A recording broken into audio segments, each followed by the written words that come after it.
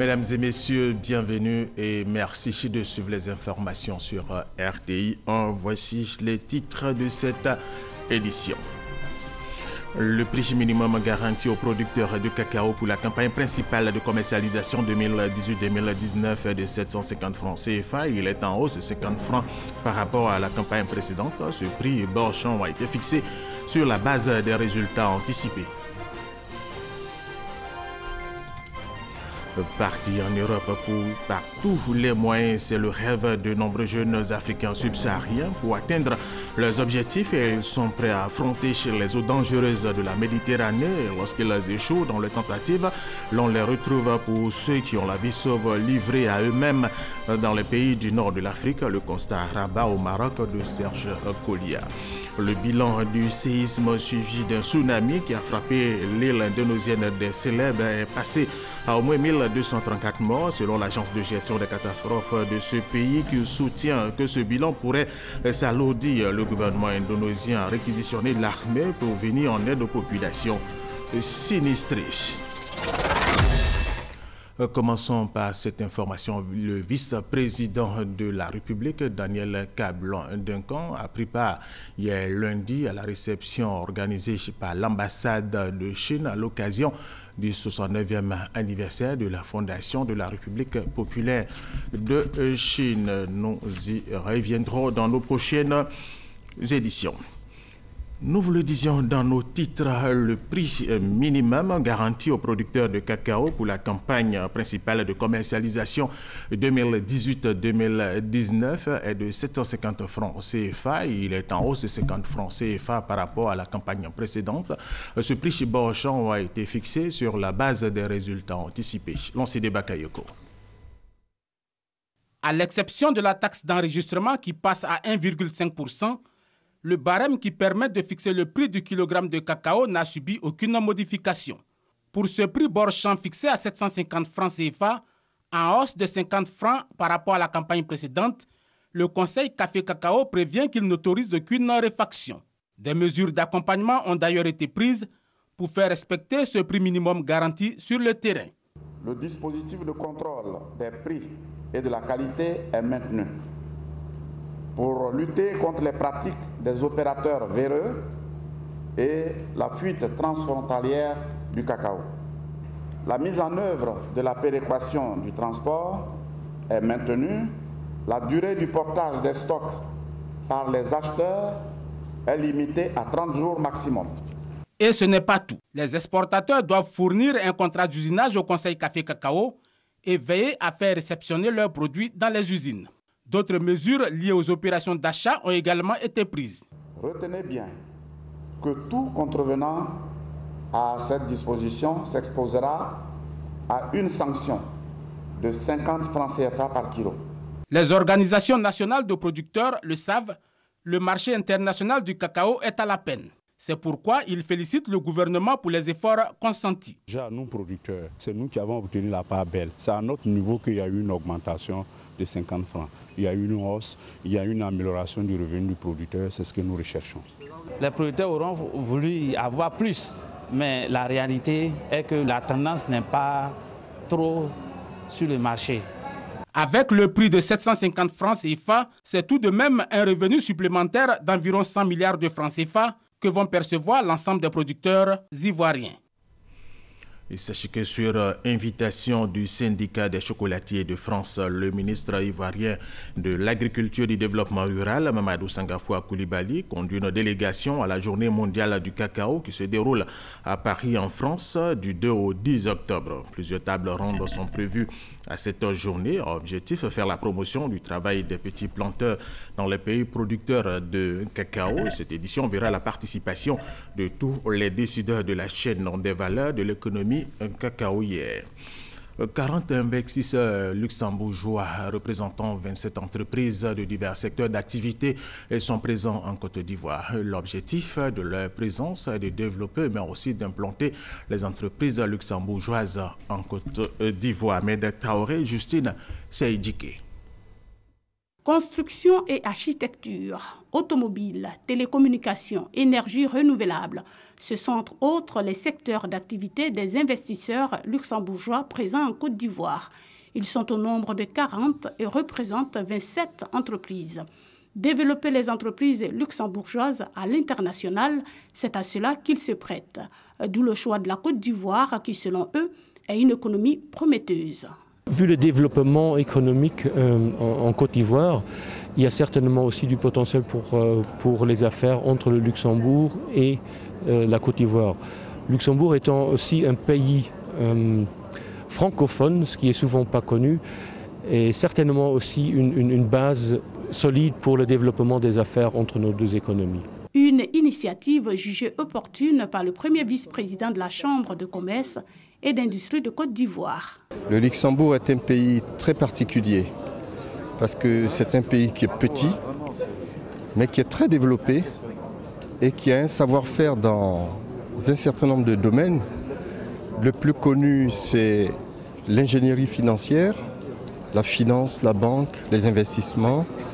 Et au-delà de ça, ce qu'on sait moins, c'est tout ce qui est grosses infrastructures.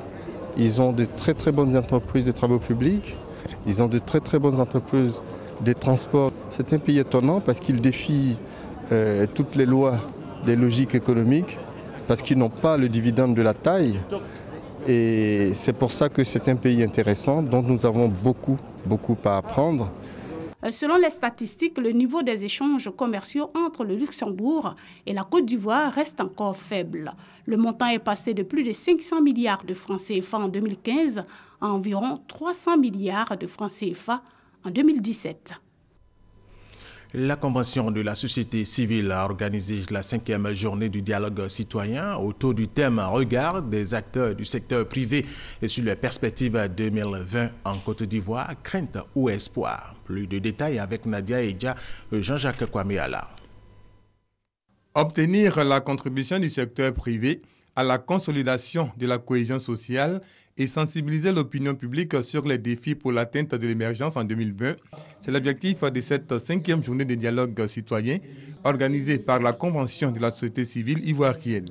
Les intervenants ont exposé sur les thèmes « Regard des acteurs du secteur privé sur les perspectives 2020 en Côte d'Ivoire, crainte ou espoir ». L'objectif qu'on s'est assigné, c'est d'être un pays émergent, et être un pays émergent, selon la définition, c'est qu'on a au moins 4 000 $ par habitant en termes de PIB. Aujourd'hui, on est environ à 1 000 $ et on a 12 mois pour atteindre 4 000 $. C'est là que demeure le challenge. On comptait beaucoup sur le secteur privé en ce qui concerne le financement de la première génération du PND. Malheureusement, ce financement n'a été qu'à hauteur de 35%. On voudrait aujourd'hui, pour la réalisation, pour l'atteinte de l'émergence, que le secteur privé soit plus impliqué. Fêtière apolitique, la Convention de la société civile ivoirienne s'est engagée depuis 2005 à influencer l'ensemble des processus politiques, économiques et sociaux pour le bien-être des populations ivoiriennes.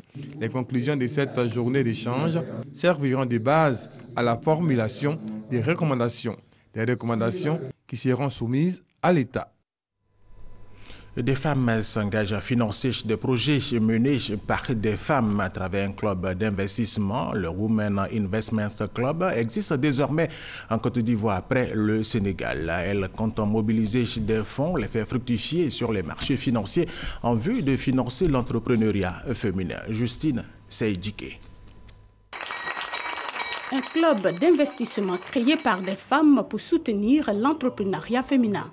C'est le deuxième du genre en Afrique subsaharienne après celui du Sénégal. Le Women Investment Club WIC Côte d'Ivoire compte mobiliser en moins de 2 ans plus de 500 millions de francs CFA pour former les femmes du secteur informel, investir et financer l'entrepreneuriat féminin. Quand on mobilise une épargne, notre objectif après c'est de nous associer avec d'autres organismes pour pouvoir avoir une base beaucoup plus large qui va nous permettre d'offrir du financement à plusieurs personnes de différentes couches de population. L'essentiel pour nous c'est que l'entrepreneuriat féminin se développe, l'essentiel pour nous c'est que l'intelligence financière des femmes se développe, l'essentiel pour nous c'est que l'éducation financière des femmes se développent. La Bourse régionale des valeurs mobilières, BRVM, initiatrice de clubs d'investissement depuis 2013, en compte 57 qui totalisent 947,7 millions de francs CFA d'investissement. Un seul est consacré aux femmes, celui du Sénégal.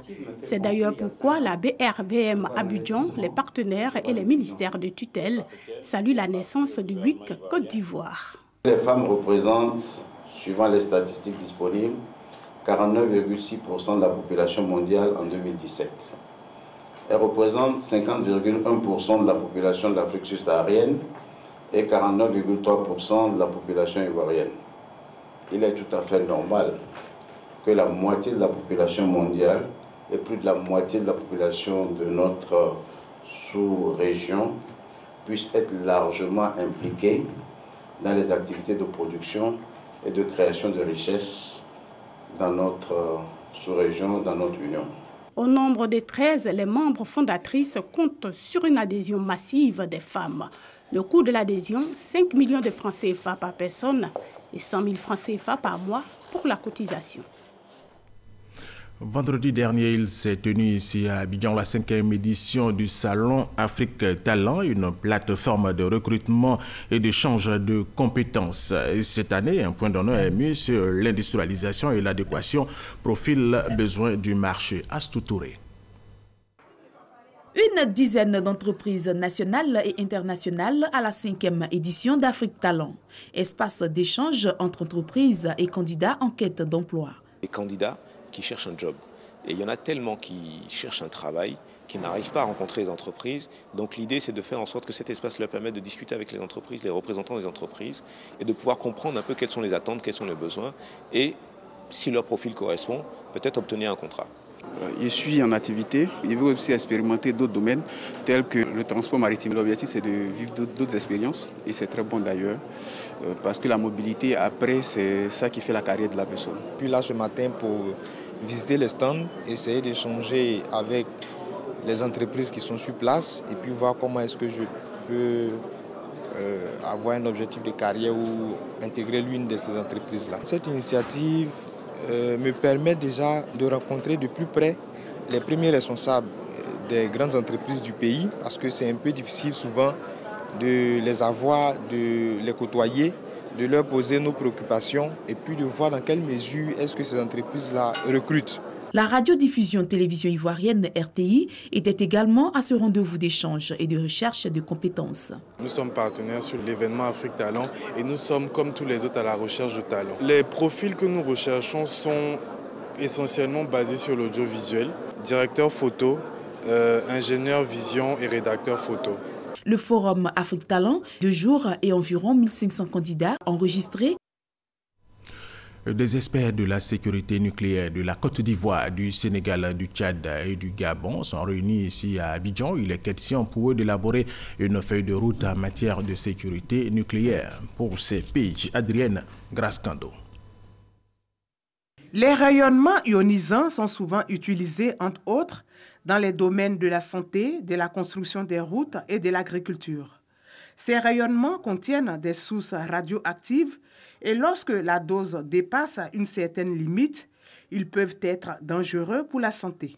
Pour éviter de tels désagréments, des pays de la sous-région sont réunis à Abidjan.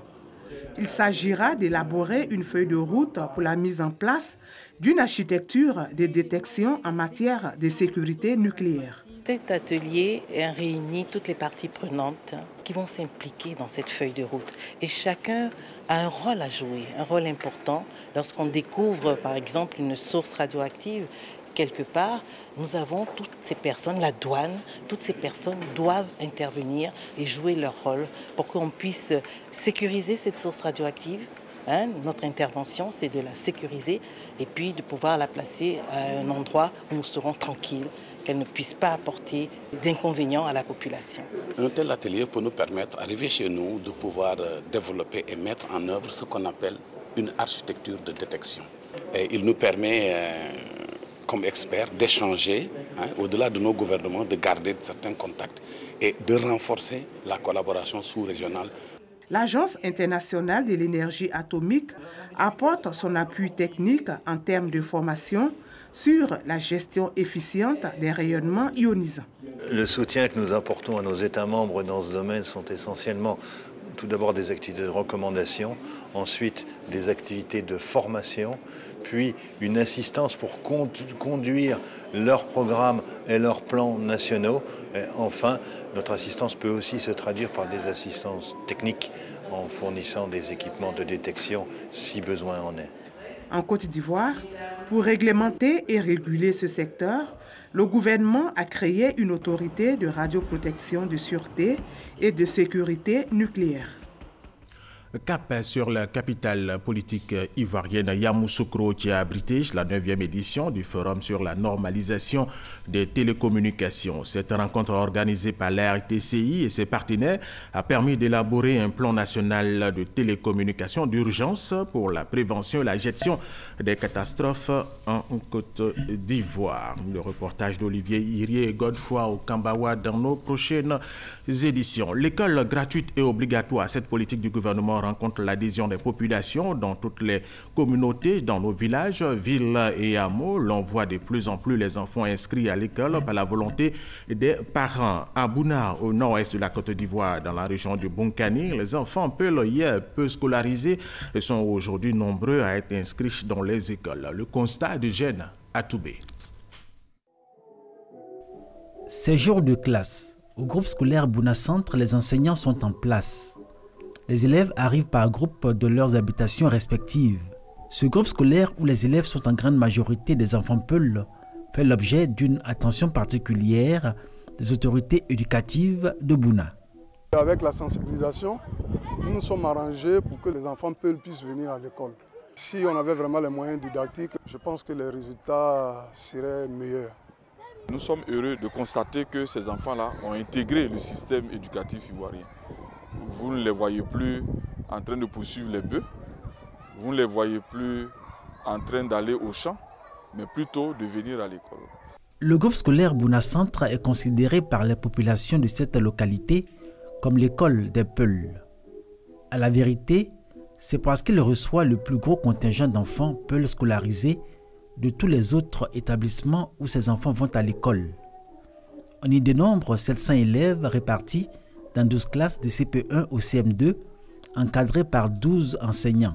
Ce sont des enfants tout gais et heureux d'être dans un nouvel environnement qu'ils découvrent avec émerveillement.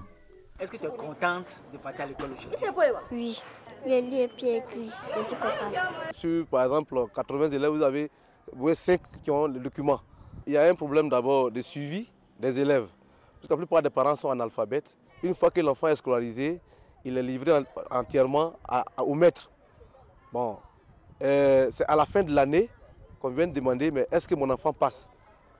La forte présence d'enfants Peul dans les établissements primaires à Bouna remonte à 2016.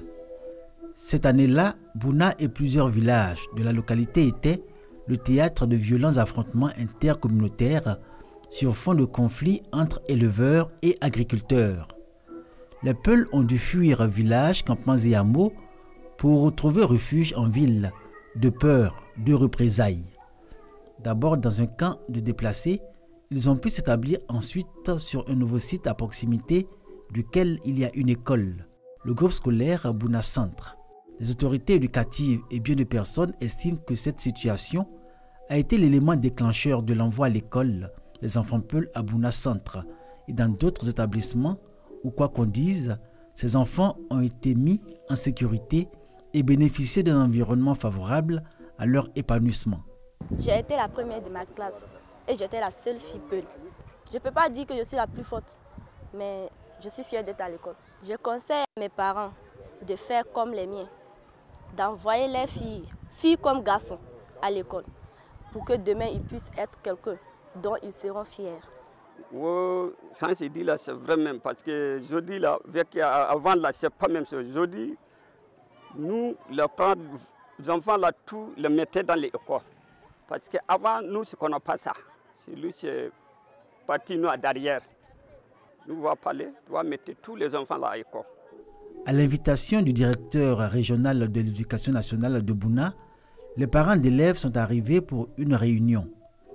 Toutes les têtes fortes de la communauté Peul sont présentes, leurs femmes aussi, impensable à une époque récente. Aujourd'hui, les enfants Peul sont dans les écoles classiques au détriment de l'école coranique ou des médersas. La peur de voir l'école occidentale transformer négativement leurs enfants au point de perdre leur culture et leurs valeurs a complètement disparu. Les parents réalisent également que les enfants n'ont rien perdu, ni de leur pratique sociologique, ni de leur culture. On continue à sensibiliser toujours. L'école, c'est très bien parce que ça instruit. Quand tu es instruit, il n'y a rien de tel. Parmi les femmes Peul aujourd'hui, il y a beaucoup qui savent écrire leur nom. Il y a d'autres même qui parlent français même. Donc vraiment, on a vu un changement là-bas. Une des manifestations de cette prise de conscience est aussi la volonté de sortir de l'ignorance et de l'obscurantisme par l'alphabétisation. L'alphabétisation, c'est bien passé. Parce que quand ça aujourd'hui, je peux écrire mon nom, je peux voir mon numéro de mon portable aussi. Donc il y a beaucoup de choses actuellement là, mais je vois ça un peu. Avec ces petits drains, ils nous ont sensibilisés de faire les femmes vont aller faire une alphabétisation. Il n'y a pas de problème avec les maris. Parce que les maris, même, il y a d'autres même qui ont besoin aussi. Et cette année, quand on a repris, même, on a repris avec les hommes aussi. Depuis 2016, suite au projet de réduction de l'analphabétisme dans le Bunkani, lancé par la direction régionale de l'éducation nationale de Bouna, la communauté Peul marque son engagement. Elle bénéficie du concours des ONG locales. Les femmes ont changé. Les femmes ne vont pas vendre du lait aujourd'hui. Elles font l'alphabétisation déjà. C'est qu'elles ont mis l'école même dans la tête maintenant. Et les hommes aussi ont laissé d'aller derrière les bœufs et ils viennent faire l'alphabétisation. Il a fallu mener quelques actions. Les premières, ce sont les rencontres que nous avons eues avec les parents. La deuxième chose, c'était d'intégrer les valeurs culturelles, n'est-ce pas, des Peuls dans nos activités socio-éducatives. Et nous sommes allés également vers les femmes pour leur demander de laisser venir leurs enfants. Aujourd'hui, ces femmes participent également aux activités d'alphabétisation. Selon la direction régionale de l'éducation de Bouna, le taux d'analphabétisme dans le Bunkani est passé de 92% dans les années 2010 à 60% en 2018. La communauté Peul s'inscrit dans cette marge de progression. Plus de 40% des enfants qui en sont issus sont aujourd'hui scolarisés et le taux va croissant d'année en année. Nous vous le disions dans nos titres, partis en Europe par tous les moyens, c'est le rêve de nombreux jeunes Africains et subsahariens. Pour atteindre leur objectif, ils sont prêts à affronter les eaux dangereuses de la Méditerranée. Lorsqu'ils échouent dans leurs tentatives, on les retrouve pour ceux qui ont la vie sauf livrés à eux-mêmes dans les pays du nord de l'Afrique. À Rabat, la capitale marocaine, notre reporter Serge Koulia a fait le constat des jeunes migrants pris au piège du voyage périlleux. Regardez.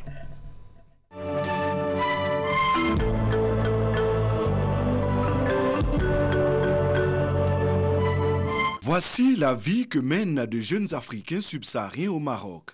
Sans abri, dormant en plein air, ils sont à Rabat, la face visible de la migration irrégulière. C'est la misère catastrophe, cette vie. Un vie clochard. Notre objectif, c'est pour aller en Europe, parce qu'en Afrique, il n'y a rien là-bas. Il n'y a pas de travail, tu ne travailles pas, tu ne peux pas payer une chambre à 100 € par mois. Nous sommes obligés maintenant de dormir ici dans ces jardins avec les frères et à l'harmonie, on oublie les restes.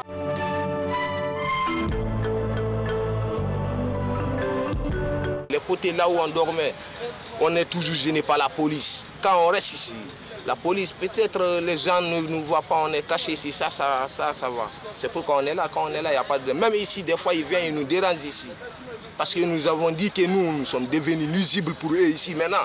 Après avoir tenté d'entrer sans succès en Europe par la mer Méditerranée ou par les barrières de sécurité entre l'Espagne et le Maroc, les voilà livrés à eux-mêmes dans ce jardin public de la capitale marocaine. Dans ce jardin où nous vivons, nous dormons dans l'hiver, nous sommes ici.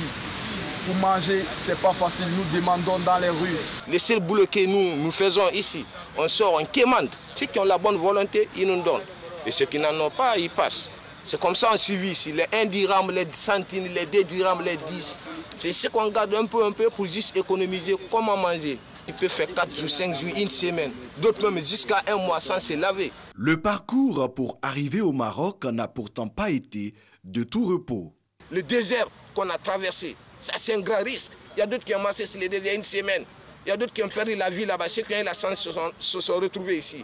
Et ce n'est pas fini. La Méditerranée qu'on doit traverser comme ça, on la traverse illégalement. Ce n'est pas dans les bateaux. C'est des Sojak, c'est des trucs gonflés.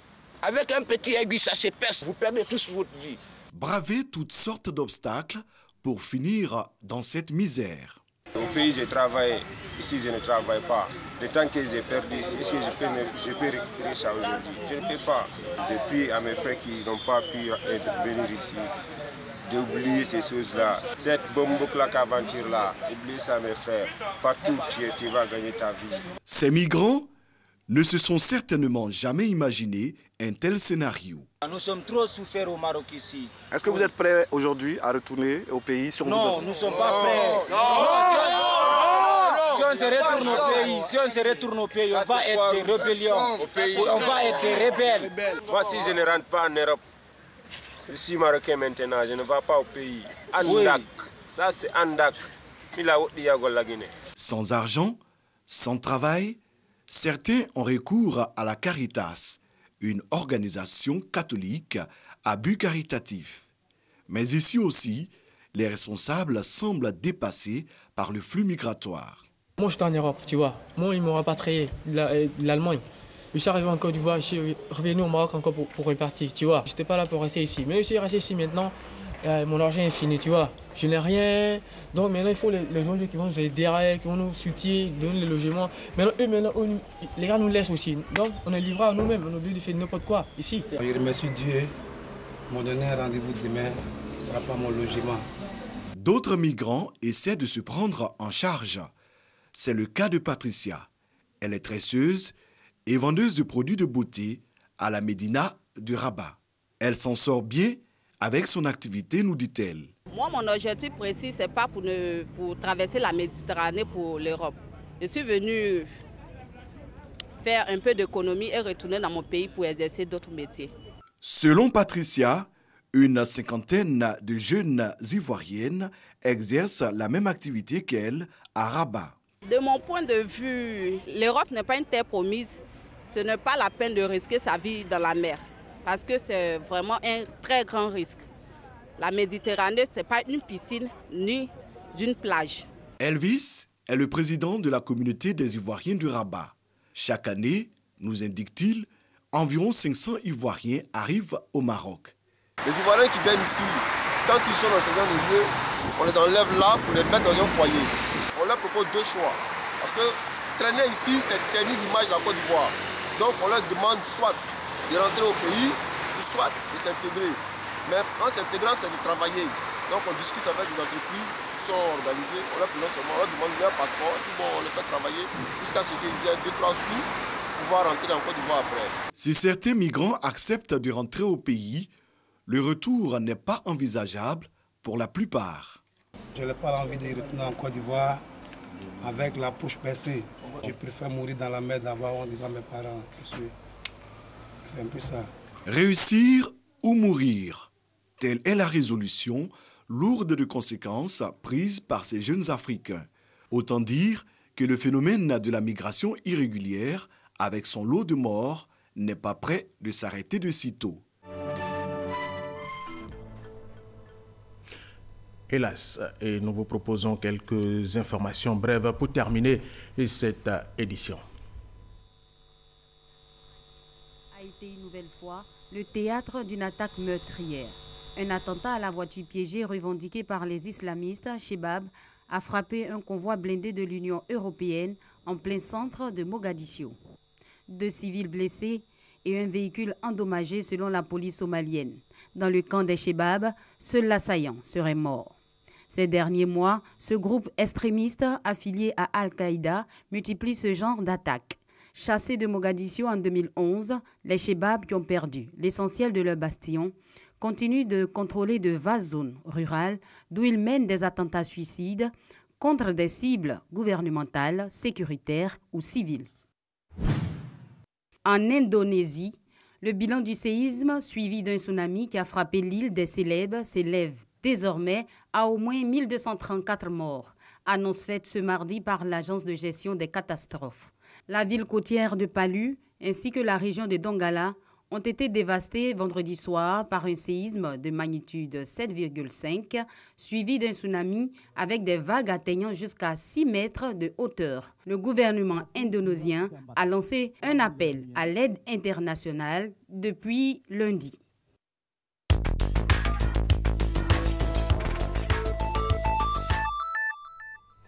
Voilà, Hugues Hervé Blé a supervisé cette édition. Merci aux techniciens, merci à la réalisation et merci à vous de l'avoir suivi. Restez sur RTI 1.